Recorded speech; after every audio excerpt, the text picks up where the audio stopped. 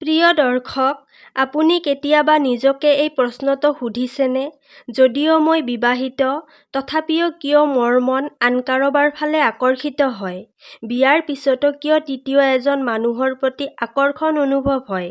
এইটো কেৱল এটা দুৰ্বলতা নে ইয়াৰ আঁৰত কোনো গভীৰ কাৰণ লুকাই আছে? বিয়া কি ভাগ্য, কৰ্ম নে কেৱল এটা সংযোগ? সঁচাকৈয়ে বিয়াৰ সম্পৰ্কৰ ওপৰৰ পৰা নিৰ্ধাৰিত হৈ আহেনে? নে এইটো কেৱল আমাৰ ভাগ্যত লিখা এটা অধ্যায়? নে এইটো আমাৰ আগৰ জন্মৰ কৰ্মৰ ফল? প্ৰিয় দৰ্শক, অলপ ভাবকচোন। এই পৃথিৱীত কোটি কোটি মানুহ আছে, কোটি কোটি মুখ আছে, লাখ লাখ চহৰ আছে। কিন্তু এই সকলোবোৰৰ মাজত এজন মানুহ আপোনাৰ জীৱনত আহে আৰু লাহে লাহে সেই মানুহজনেই আপোনাৰ সম্পূৰ্ণ জগত হৈ পৰে। এইটো কেৱল এটা সংযোগ নে ব্ৰহ্মাণ্ডৰ কোনো অদৃশ্য পৰিকল্পনা? যিজন মানুহক আপুনি আগতে কেতিয়াও চিনি পোৱা নাছিল, যাৰ লগত দেখা কৰিব বুলি আপুনি কেতিয়াও কল্পনা কৰা নাছিল, সেই মানুহজন হঠাতে আপোনাৰ জীৱনৰ কাহিনীৰ আটাইতকৈ গুৰুত্বপূৰ্ণ চৰিত্ৰ হৈ পৰে।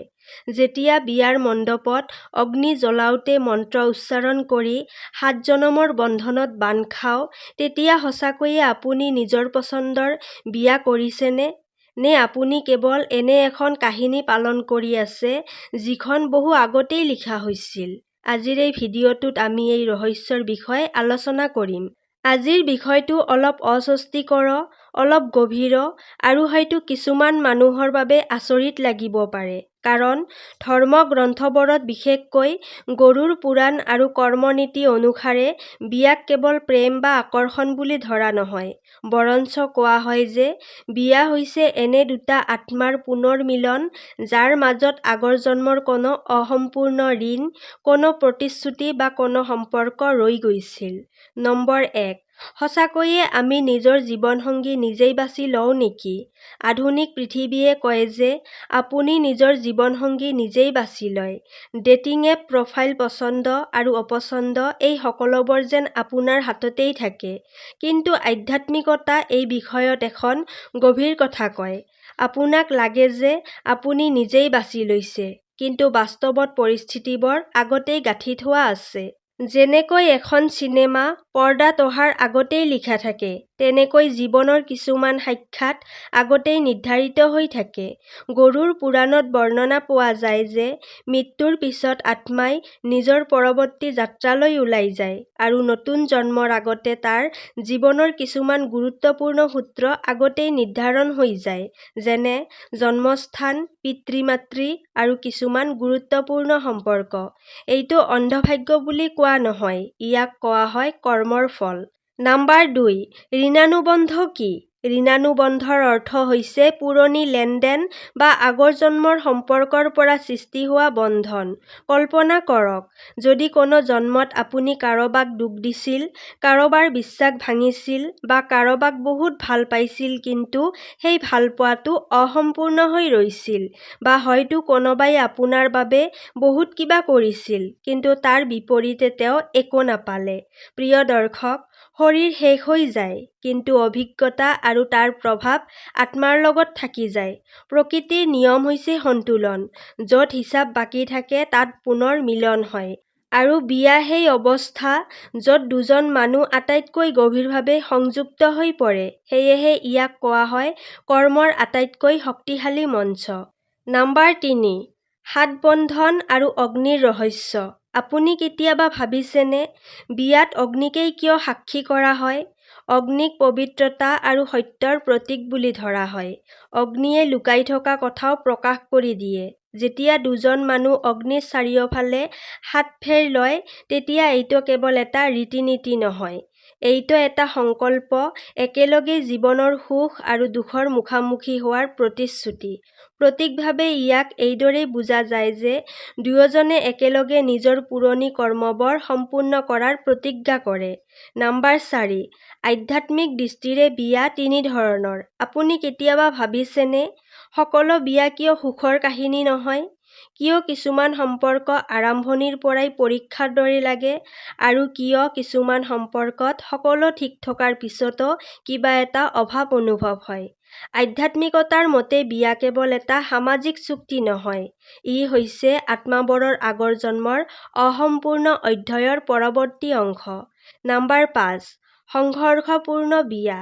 এইটো এনে এক সম্পৰ্ক য'ত প্ৰায় সকলো কথাতেই সংঘাত হয়।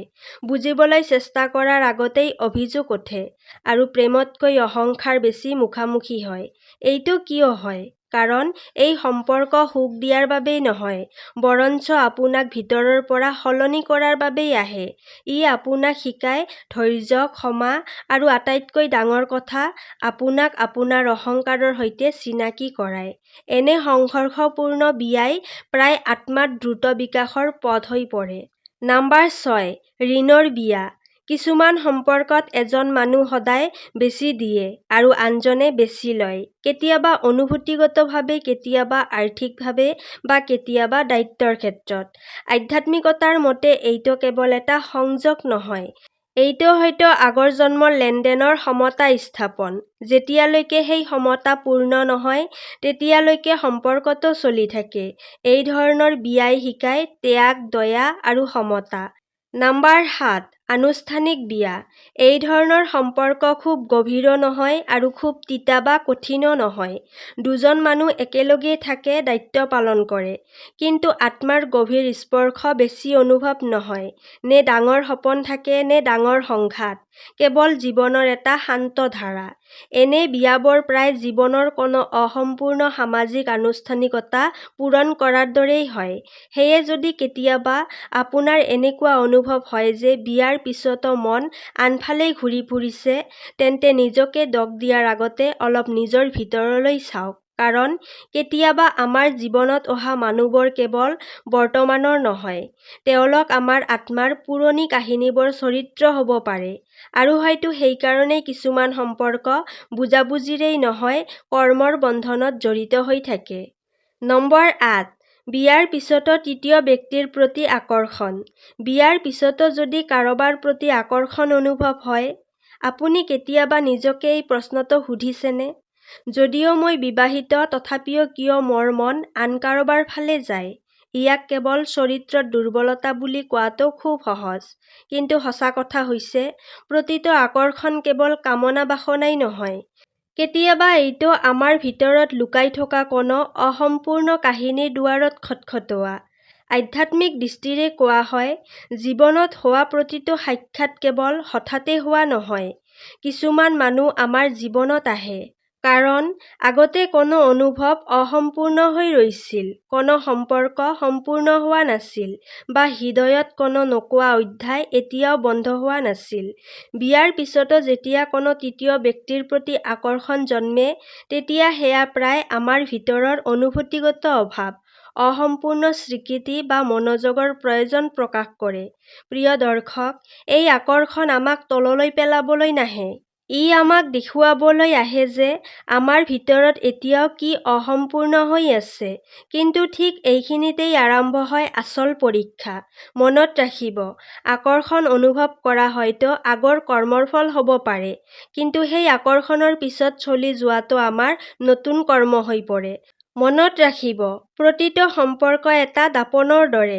ই আমাক দেখুৱায় যে আমি আচলতে কোন, আমি ক'ত দুৰ্বল আৰু ক'ত এতিয়াও পৰিপক্ক হ'ব লাগিব।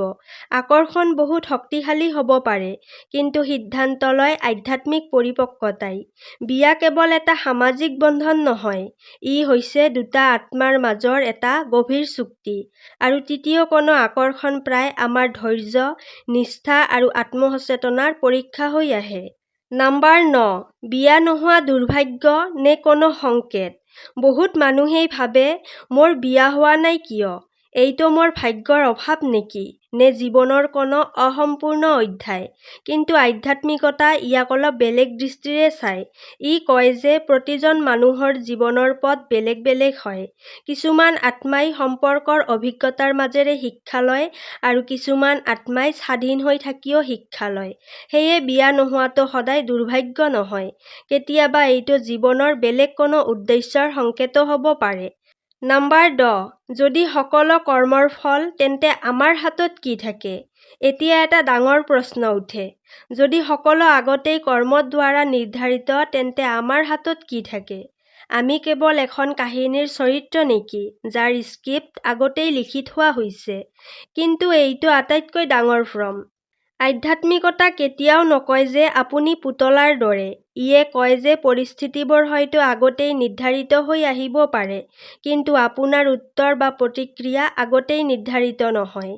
এইটো এটা সহজ উদাহৰণেৰে বুজক। বৰষুণ হ'ব নে নহ'ব সেয়া আপোনাৰ হাতত নাই, কিন্তু আপুনি জিকিব নে ছাতি মেলিব সেয়া আপোনাৰ হাতত আছে। কৰ্মৰ নীতি কয় যে কিছুমান ঘটনা আমাৰ আগৰ কৰ্মৰ ফল হ'ব পাৰে, যেনে কোন পৰিয়ালত জন্ম হ'ব, কোনজন জীৱনসংগী পাব, জীৱনত কি ধৰণৰ চেলেঞ্জ আহিব, এইবোৰ পৰিস্থিতি আগতেই নিৰ্ধাৰিত হ'ব পাৰে। কিন্তু তাৰ পিছত আপুনি আঘাত পাই তিক্ততা বাছি লয় নে বুদ্ধিমত্তা? আপুনি অপমানৰ উত্তৰত অপমান দিয়ে নে নীৰৱ থাকে? আপুনি ধোকা খাই ঘৃণা পোষণ কৰে নে শিক্ষা লৈ আগলৈ আগবাঢ়ে? এইবোৰেই আপোনাৰ বৰ্তমানৰ কৰ্ম, আৰু এইবোৰেই আপোনাৰ ভৱিষ্যতৰ দিশ নিৰ্ধাৰণ কৰে। মনত ৰাখিব, আপোনাৰ লগত কি হৈছিল সেয়া আপোনাৰ জীৱনৰ কাহিনীৰ কেৱল এটা অধ্যায়। কিন্তু সেই অধ্যায়টো আপুনি কেনেদৰে পঢ়ে আৰু তাৰ পিছত কেনেকুৱা কাহিনী লিখে সেইটোৱেই আপোনাৰ প্ৰকৃত স্বাধীনতা। কৰ্মই আপোনাক পৰিস্থিতি দিয়ে, কিন্তু আপোনাৰ বাছনি আপোনাৰ পৰিচয় গঢ়ে। নম্বৰ 11 সমাধান। আটাইতকৈ কঠিন কিন্তু আটাইতকৈ শক্তিশালী উপায় হৈছে ক্ষমা কৰা। ক্ষমা কৰাৰ অৰ্থ এইটো নহয় যে ভুলক ঠিক বুলি মানি লোৱা। ক্ষমাৰ অৰ্থ হৈছে নিজকে ভিতৰৰ পৰা মুক্ত কৰা। প্ৰিয় দৰ্শক, আজিৰ তথ্যসমূহ ইমানেই আছিল। যদি ভিডিঅ'টো ভাল লাগিছে তেন্তে ভিডিঅ'টিত এটা লাইক কৰিব আৰু আগন্তুক এই ধৰণৰ জ্ঞানবৰ্ধক ভিডিঅ' চাবৰ বাবে আমাৰ চেনেলটো ছাবস্ক্ৰাইব কৰিবলৈ নাপাহৰিব। তেতিয়াহ'লে আজিলৈ ইয়াতেই সামৰিছোঁ। কাইলৈ পুনৰ লগ পাম আন এটি ভিডিঅ'ৰ সৈতে। ধন্যবাদ।